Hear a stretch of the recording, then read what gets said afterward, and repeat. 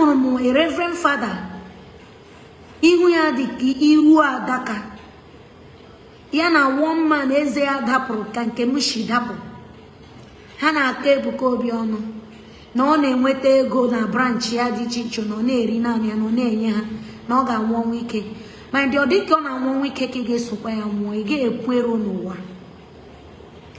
iso ya na-arụ ọrụ ekpere iso ya na ijoin prayer warrior ijoin kwaya onweghị ị na-eme na chọọchị ya mana ịchọ ọkpọ gị fon ya ọgụrụ ego kwee gị afọ ga-agbagbu gị afọ agbagbuo ya na unu ji eme kidnapping oya munu ji ezu ohi even that reverend father m lere ya anya m lere reverend father ha anya ma si this reverend dịkwani good mana why o ji ma allow the spirit of jealousy envy to possess him like that and all the go old enough ịmụta onye ha ka Ebuka Obi amama prayer Father Nwebe Joy kakpo ya Nwebe Joy kakpo ya gịnị a reverend father kwesịrị na-agbazi Ebuka olu ịgbazie ya olu treat ya ka your son ego ahụ na-agụshi gị ike iji chọrọ ireze ọnwụ against him Chineke metụ ya aka n'obi ya dash gị because destiny is not the same as God is favoring him cannot be the same to you. Using war, thinking you will use war and get it from him. I saw a woman that opened her disjointed mandible, she called him out. Ona Amoko, the death of Omokpai. And one of that woman in a year, the Catholic, the mamas in Catholic. Those people in a year, Catholic, they are blessed women. They are women with dignity. They are women with power. Women with holiness and righteousness. You are a bad egg inside that clothes. He will by the grace of Almighty God inside that clothes. In a chaka mana karame bire maybe. He can't give me ponona more como by no one. Is there anyone that has the certificate of occupancy of life? Anyone that use death to mock somebody is a joggery poggery. You use death, you use sickness to judge somebody. Do you know in the spirit world, if you have hospital, you cannot treat yourself. If you take medicine from your pharmacy and drink, it will not heal you. As I am, God always used me to heal sickness that English medicine have failed to heal. People will be in coma for years. I will do spiritual assignments, prayer. I will send medicine to them. You will hear testimony and they will send their relations. But that same medicine, if I take it, it cannot heal me. Because of what? It is spiritual law. I thought your Eze Binago and the rest supposed to taught you that. As I am, if I'm sick, I will go and buy another person herbal medicine. If I did not see someone that I will get their herbal medicine, I will look for an English doctor that will put me drip. And if the person put me drip, I will look for the person that have local medicine. And I will cook it and drink and get myself. Because that one I produce cannot work. Even if you are producing spiritual soap, spiritual oil, after producing it, if immediately you use it, all the people that will get it, it will not work for them. But if you produce it and you did not use it, you will see people testifying. And all the glory will go to God.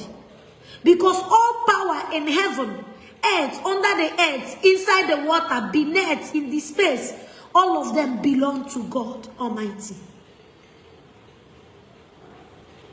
You want Ebuka Obi to be dashing you money.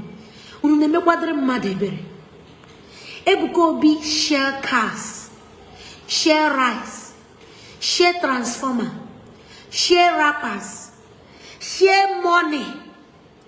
Yet you people are too envy, jealous, heart said evil to appreciate that guy. You want to bring him down. That is why you are forcing him to marry. You have accused him of being home.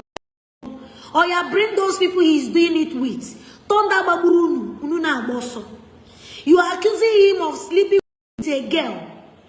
That girl, that way cookie, that mpama, you brought out her picture. That girl is just an agent of darkness. I know what I saw in the revelation that made me to say, God forbid, I will never allow to be alive. Somebody like Ebuka will marry me. Unless God force it. But on a norm, it will never happen. Why did I say so? In the spirit world, I saw women with different flasks forcing Ebuka Obi to test their food. I saw many members of Ebuka Obi ministry burning incense and candles. Some of them used bottle. They were doing a sort of things. Even some of them have gone to Afar, a Jabode. If Ebuka is crossing and turn their head and say, how are you? They will say their prayer is coming to answer. They will start. They will start dreaming a dream that they can never wake up from. Leno yenka. Oyenka rumuro moyana obodoha. Oyenka imweya na wanne ya nwoke de na mma n'ụlọ. So ya za anyansi. Oh, n'obodo anya brebe anyansi pụtara infection of the eye. How can a human being answer that? You are not at peace with anybody in your family. Evil doer, you have umbrella, but rain is falling on everybody in your family. You have food. Everybody in your family is hungry. My dear, I should show you my cream. My cream is not for fair people, it's not for dark people. It's just a moisturizer. How can you know the cream that is cream? Those of you that cannot afford moisturizer, every cream is carrot white.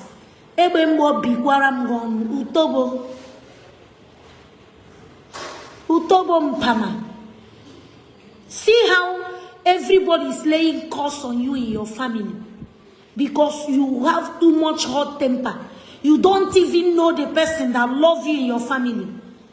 Ine wetremono. Leno nyarala.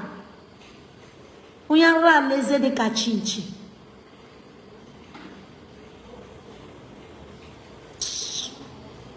Takurani munu. Iba chori homa. Ma chori homa cha cha cha. Aiti kota naka. When I was in Asaba, many years ago, if they are doing their irigi, they will call me. And I will go. Mricha, mechaka.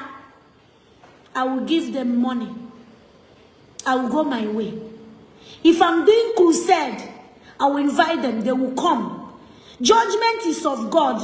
I don't hold judgment. I don't hold judgment.